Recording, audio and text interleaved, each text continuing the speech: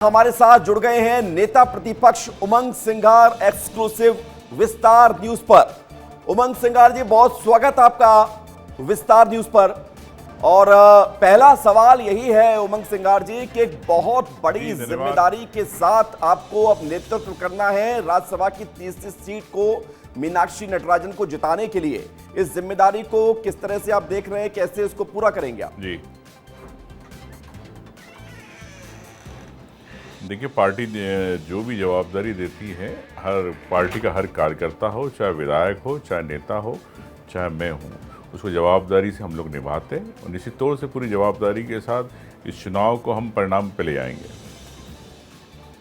जी उमंग सिंघार जी, एक सवाल मेरा ये भी है कि चूंकि हम देख रहे थे कि तीसरी सीट पर जो अब गतिरोध हो गया है, दोनों तरफ से उम्मीदवार सामने आमने हैं, तो क्या संभावनाएं हैं? एक तरफ आपका कॉन्फिडेंस है, कांग्रेस का कॉन्फिडेंस है, दूसरी तरफ बीजेपी का भी कॉन्फिडेंस है, फिर जनता ये जानना चाह रही है आखिर होने क्या जा रहा है?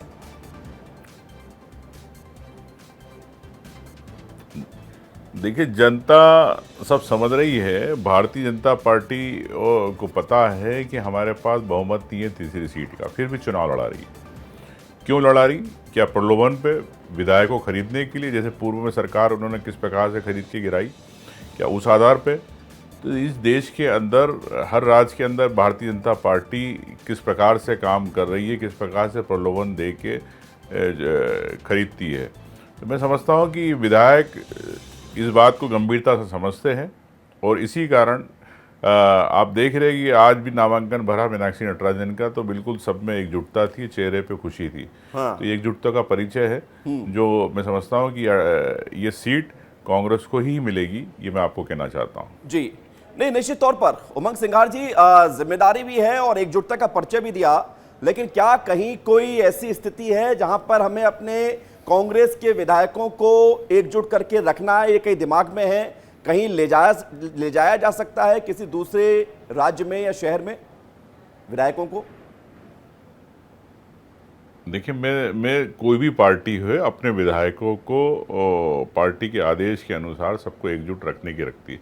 विधायकों की भावना के अनुसार जो भी हम लोग निर्णय करेंगे, उस हिसाब से आगे की रणनीति बनेगी। जी उमंग सिंघार जी, बहुत हम चूंकि बात सुबह से लगातार चल रही है, थोड़ा सा रिलैक्स होके भी बात कर सकते हैं हम 2-3 मिनट। और आपके यहाँ भी डिनर होने वाला है, ये डिनर डिप्लोमेसी किस तरह की है? मतलब डिनर पर क्या बातचीत होगी, क्यों डिनर रखा गया है, इसके पीछे का लक्ष्य क्या है? देखिए, ये आपकी नज़र में डिनर डिप्लोमेसी है और मैं समझता हूँ कि जब भी विधानसभा सत्र होते हैं, आपको सबको जानकारी है जी कि नेता प्रतिपक्ष कोई भी होता है वो डिनर रखता है।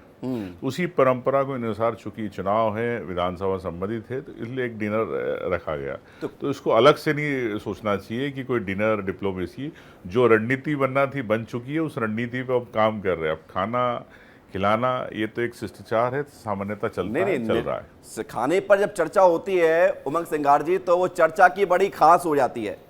और सबसे बड़ी बात है कि जब आपने डिनर पर सबको बुलाया है, तो कौन कौन से नेता आ रहे हैं, किस किस को आपने इनवाइट किया है?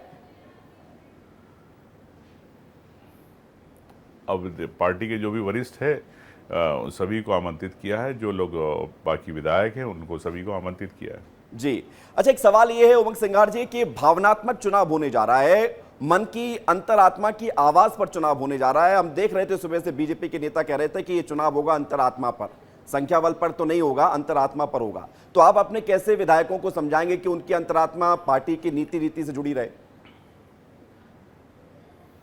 अगर बीजेपी, अगर भारतीय जनता पार्टी अपने विधायकों को बोल दे कि आप आपकी बगैर बीजेपी का सोचिए अंतरात्मा पर वोट डाले, तो मैं समझता हूं कि जो भारतीय जनता पार्टी के 150 विधायक है वो इस सरकार के खिलाफ भी वोट कर सकते हैं। ये भी स्थिति है।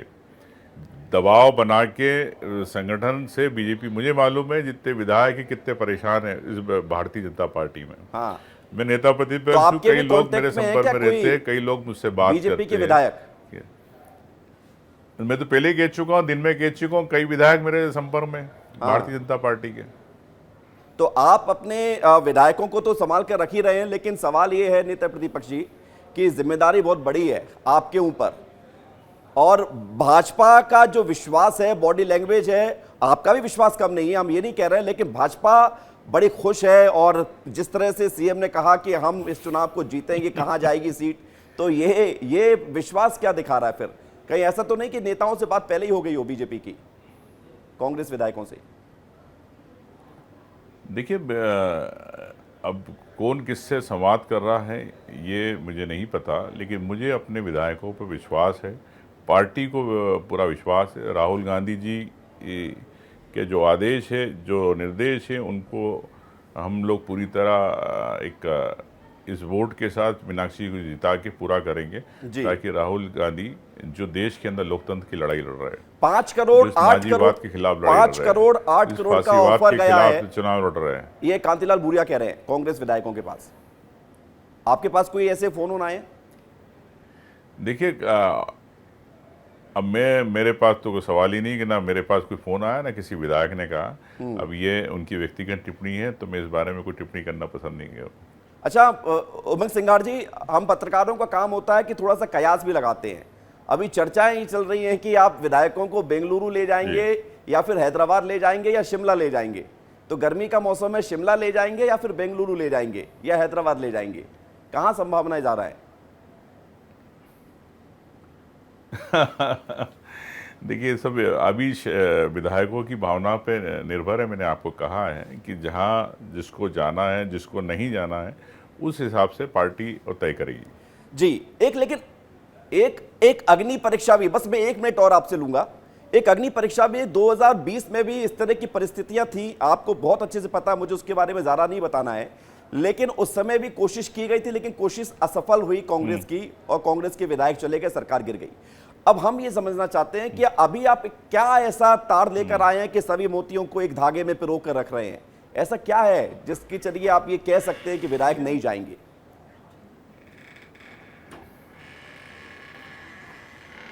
अब जो विधायक साथ में बैठे, साथ में खाना खा रहे, साथ में रह रहे, तो जाने का तो सवाल ही नहीं उठता। जी, मैं तो ये कह रहा हूँ, बीजेपी के जो विधायक है वो आने के लिए तैयार बैठे हैं, तो बीजेपी पहले अपना घर तो संभाले। कितने विधायक हैं बीजेपी के जो कांग्रेस में आने को तैयार हैं? अब ऐसे तो कई तमाम है, कई लोग चाहते हैं हमें टिकट नहीं मिलेगा, मालूम है भारतीय जनता पार्टी हमारा टिकट काटेगी, और आप जानते हैं कि 50 से 60 टिकट हमेशा भारतीय जनता पार्टी चुनाव में काटती है। अच्छा, आपको पहले से उम्मीद थी नेता प्रतिपक्ष की तीसरा उम्मीदवार आएगा बीजेपी कांग्रेस के हमारे संपर्क में? इसमें कोई बड़ी बात नहीं है। देखिए, एक सामान्य बात है कि भारतीय जनता पार्टी लोकतंत्र की हत्या करना चाहती, भारतीय जनता पार्टी दल बल के नाम पर सरकारें और अपने सांसद बनाना चाहती है। तो ये कोई सामान्य बात नहीं है। देश और प्रदेश के अंदर ये नई जो व्यवस्था भारतीय जनता पार्टी ने लाई है, उसके लिए हम लोग पूरी तरह असला बारूद के साथ तैयार है। असला बारूद में उमंग सिंगार जी, हम तो जानते हैं कि आप जब बात करते हैं बड़ी बेबाकी से करते हैं। आपको हम शुभकामनाएं देते हैं कि आप मीनाक्षी नटराजन के लिए जीत के लिए आश्वस्त है, और जो नजर आ रहा है विश्वास आपका है वो बना रहे, दोनों तरफ से विश्वास है। लेकिन जो लोग 2020 में गए थे, कहीं ऐसा तो नहीं कि वो लोग कांटेक्ट में हो आपके विधायकों से और वो लोग उन लोगों को कांटेक्ट में कर ले? अभी विधायकों को हिदायत क्या दी गई? मैं बस ये समझना चाह रहा हूं कि किसी का फोन आए तो नहीं उठाना है, क्या आपने कहा है विधायकों से? देखिए, मैं आपसे कह रहा हूँ कि हमारे विधायक बड़े स्वतंत्र हैं और इस बात को गंभीरता समझते हैं। किसी के अगर फ़ोन आते हैं तो फ़ोन पे क्या जवाब देना है, लेकिन मैं समझता हूँ कि उनकी पार्टी के प्रति निष्ठा है, विश्वास है, इसी कारण वो कांग्रेस के साथ खड़े हैं। इससे बड़ी चीज़ मैं आपको नहीं कह सकता हूँ। जी, बहुत बहुत धन्यवाद, बहुत बहुत शुक्रिया उमंग सिंगार जी हमारे साथ चर्चा करने के लिए। और चूंकि डिनर का समय हो रहा है तो ज़्यादा वक्त आपका हम नहीं ले पाएंगे। बहुत बहुत धन्यवाद।